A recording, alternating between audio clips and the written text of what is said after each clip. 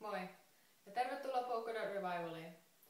Mä aloitin tämän sivuston, koska mua on kiusattu joskus ja mä tiedän miltä se tuntuu. Mä tiedän mitä haavoja se jättää ja miten se vaikuttaa elämään.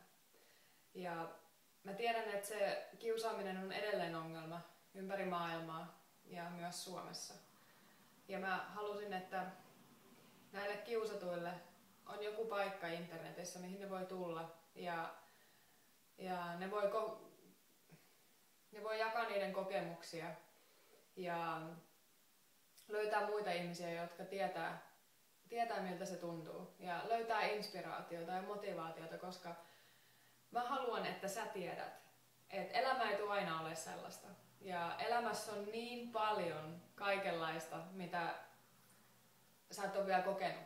Kaikkea, mitä tulee sun eteen ja mikä tekee elämästä ihan uskomattoman.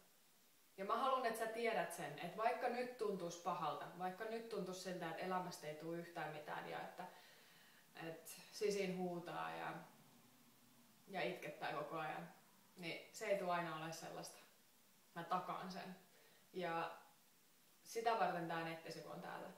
Joten mä toivon, että siitä on sulle jotain hyötyä ja sä voit kirjoittaa mulle sähköpostitse.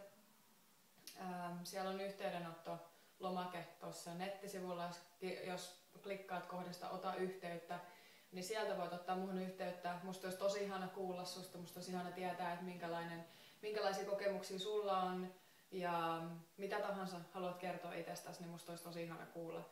Joten pistä mulle postia, jos haluat. Ja jatkossa mä tuun pistämään lisää videoita tänne nettisivulle, joten jatka sen seuraamista. Kiva kun tulit.